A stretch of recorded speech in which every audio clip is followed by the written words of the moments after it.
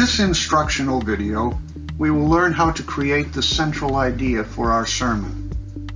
The late Haddon Robinson called it the big idea. Preparing a sermon is like baking a cake. My wife bakes a special cake for me each year on my birthday. It is 2 levels of chocolate cake with whoopie pie filling in the middle and frosting all over the outside. She gets out her recipe, buys the ingredients, and lays them out on the counter. The counter is now full of all the ingredients she needs for the cake. But it's not a cake. She doesn't say to me, "Here's the recipe, and here are all the ingredients. Now you bake a cake." Unfortunately, that is what happens with too many sermons when we stop with the exegesis of the passage. We have all the ingredients. We can state the facts of the passage. We have analyzed all the key words and defined the important ideas. We have prepared well, but we have not baked the cake. The challenge for every preacher is transitioning from the biblical information stage to the life application stage. We must speak in the language of the people. We must restate the ideas in the passage in contemporary terms, and that process of restatement begins with the central idea of the sermon. Up to now, we have gathered information. Now we are starting to aim it, to focus it so that we don't simply have a hodgepodge of information thrown at people in a confusing and chaotic fashion. What's the big idea? We must analyze what exactly are the elements of a single idea. This may well be one of the most difficult parts of the process. Students in my classes over the years often told me that this was the hardest step for them. Yet it is probably the most important step. The better that you can state your central idea, the easier the sermon will be to preach. The weaker the central idea, the more problems you will have organizing your sermon. There is only one thing harder than thinking, and that is thinking about thinking. And now we are going to try and talk about thinking about thinking. So let's talk about the anatomy of an idea. What is an idea? Any idea. An idea relates a particular subject to a particular complement. In its most elemental form, an idea, a thought, consists of 2 parts. There is the subject and a complement. Every idea must include these 2 elements, or it is not a complete idea. What am I talking about? That's the subject. I am talking about the chair. An idea must have a subject. Basically, the subject answers the question, what am I talking about? I am talking about a chair. Ask that question of every sermon. For example, prayer is a subject. What am I talking about? I am talking about prayer today. But a subject by itself is not an idea. What am I saying about what I am talking about? That's the complement. The chair is in the classroom. An idea must have a complement. A complement completes the subject. It answers the question, what am I saying about what I am talking about? After asking the first question, you must ask the second question of every sermon. The complement relates the 2 particulars of a chair and a classroom to each other, thus completing the subject. The complement is the more important aspect of the idea, since you change the idea every time you change the complement, even if you retain the same subject. The chair is in the yard is a different idea than the chair is in the classroom. Many sermons fail here. We know what we are talking about. We're talking about prayer. But we do not know what we are saying about prayer. Prayer expresses our love to God. Prayer is necessary for victorious Christian living. Prayer is powerful. Prayer moves the heart of God. All of these ideas are different ideas. We are moving from the state it to the aim it step in our sermon preparation. At this stage, the preacher should have stated an exegetical idea that summarized the idea that the biblical author wanted to communicate. We must take that exegetical idea and restate it as a homiletical idea.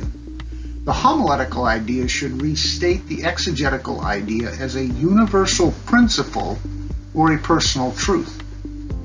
Should the main idea of the sermon follow the main idea of the biblical passage in expository preaching? That question strikes at the heart of what we do. Text-driven preaching answers yes to that question. The text should drive the sermon. Otherwise, we are in danger of using the text to support our ideas instead of submitting our ideas to the authority of the text. However, some preachers do not agree. One preacher recently wrote an article entitled "The main point of a passage should not always be the main point of your sermon."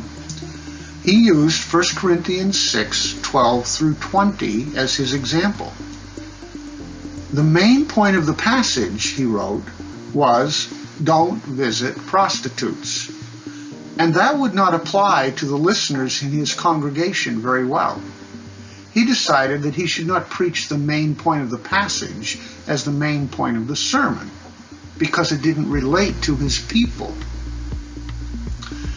Well, every passage contains a big idea and many small ideas. The small ideas are the concrete applications of the big idea. They are not the big idea itself. We must first discover the exegetical big idea before we can frame the homiletical big idea. When I look at 1 Corinthians 6:12 through 20, what strikes me is that "don't visit prostitutes" is not the big idea. The passage starts with, "All things are lawful for me, but not all things are profitable," verse 12. And the passage ends with, "Therefore glorify God in your body," verse 20. In between, Paul talks about food and sex. He argues that our bodies belong to the Lord, so using them for sexual immorality violates our owner. The exegetical big idea should center on using our bodies to glorify our owner. Paul applies that big idea to food and sex, both of which were associated with the pagan worship of idols. Those are the applications of the big idea, not the big idea itself. The big idea would be something like, the Corinthians should glorify God with their bodies because God owns them. Once we correctly identify an exegetical big idea, then we can begin to frame our homiletical big idea. The exegetical big idea transforms into the homiletical big idea. It is not identical to the homiletical idea. The preacher must transform the exegetical idea into the homiletical idea to get the big idea for the sermon. The big idea is shaped not only by the meaning of the passage, but by the purpose of the sermon. And the purpose of the sermon is directed by the needs of the people in the congregation. Use your bodies to honor your owner. How do we do this? How do we transform the exegetical idea into the homiletical idea? To develop your big idea, start by asking how your people will hear it. John Courtney Murray said, "I do not know what I have said until I understand what you have heard." Step number 1, make it personal. Bruce Shelley writes, "The big idea of an expository sermon should be developed as a personal truth." I start shaping my big idea by asking how the exegetical idea applies to me. I am not tempted to frequent prostitutes, but the big idea still applies to me. My body is the Lord's, not mine. He owns it. I must use my body for His glory. God calls me to sexual purity because what I do with my body implicates my Lord. Make it theological. Sometimes our preaching can become atomistic by reducing the message to the unconnected elements in a passage. We end up preaching the building blocks without showing people the building, the molecules instead of the body. Consequently, the sermon on 1 Corinthians 6:12 through 20 preaches against eating food offered to idols and sex with prostitutes, the elements of the text. But the big idea requires us to think theologically. We turn small ideas into big ideas by connecting them to the theological themes of biblical theology. In this passage, we see themes of redemption, lordship of Christ, the temple of the Holy Spirit, and the glory of God. These themes should shape the big idea for our sermon. Make it relevant. Our people come to church on Sunday having wrestled all week with a sensual, hedonistic culture. Sex sells everything, from cars to clothes. Our listeners don't go to a temple to engage in socially acceptable but sexually impure activities. The temples of our world are shopping malls and search engines.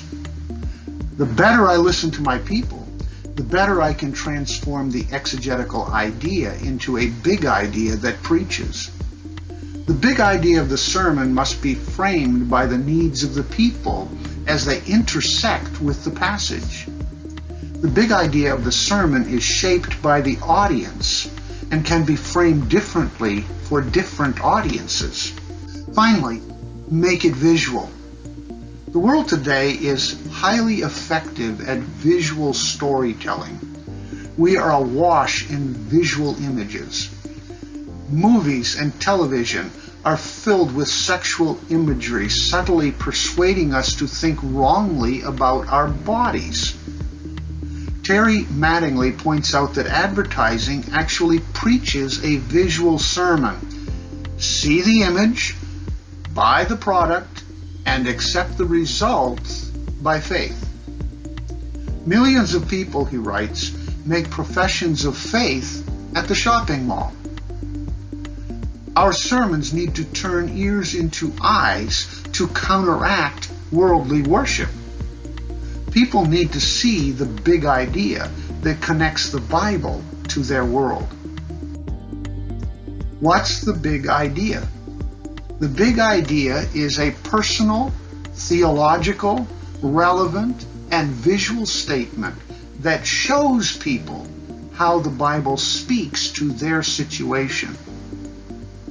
Good sermon ideas are always stated in a contemporary manner. Sermon ideas should be stated in the first person and present tense mode, not in the third person past tense mode. For example, Paul prayed for the Philippians is a poor sermon idea. Good sermon ideas should be stated in the present tense and in either the first or the second person. For example, instead of Paul prayed for the Philippians, we can say, we should pray for one another. Paul prayed for the Philippians is an exegetical idea. We should pray for one another is a homiletical idea. We restate the exegetical idea as a homiletical idea for our sermons. Let's look at 2 Corinthians 4:7 through 15 as an example. Paul begins by telling the Corinthians that we have the treasure of the knowledge of Christ in clay pots. We are afflicted, but not crushed, perplexed, but not despairing, persecuted, but not forsaken, and struck down, but not despairing. All because God wants to display the greatness of His power in us. Paul talks about how death operates in us, so that the life of Christ might be demonstrated to others. We speak, he says, because we believe. The end result is God's grace spreads to more people, bringing God greater glory.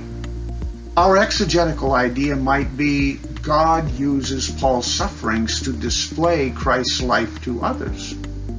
Our homiletical idea might be living water pours from broken pitchers. We transform the exegetical idea into a principle for us today, and we try to make it as memorable as possible for our listeners. Why bother with all of this?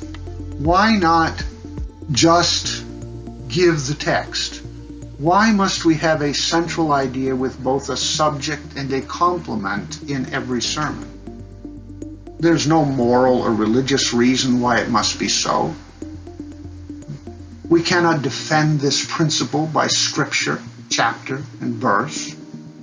It is simply a fact of human nature and the nature of language. Human nature craves unity and cohesiveness, so we attempt to relate particulars together in our minds as we see them or hear them. Every idea is simply the attempt to relate particular items to each other in a coherent manner. This principle is true of great literature which is read or sermons that are heard. God created us with that kind of built-in approach to life. A central idea in a sermon provides the kind of unity that our listeners crave. What do you see in this picture? Are they random dots, or do they form a pattern in your mind? Most people immediately see the Big Dipper. The mind seeks unity. Keith Wilhite, in the book The Big Idea of Biblical Preaching, uses this picture to teach that a sermon must have a point. We want to make sense of what we see or hear. Our listeners will do the same with our sermons. They will be listening and trying to see the point, the pattern, the unity of what we are saying. It is human nature. If we do not have a point, then our listeners create one or give up on a pointless sermon. Wilhite uses the narration from a musical entitled The Point to make his point. Oblio and his dog Arrow are banished to the pointless forest, where all things are pointless. There they meet the pointless man or the pointed man, depending on your point of view. You see, the pointless man had a point. In fact, he had hundreds of them. But as he so quickly pointed out, a point in every direction is the same as no point at all. Our sermons can be like the pointless man. We can point in every direction and so have no point at all. The big idea is the point. Every sermon must have a single point. The point aims the sermon at the target, like an archer aims his arrow. We should be able to state our point in a simple sentence that is easily understood by our listeners.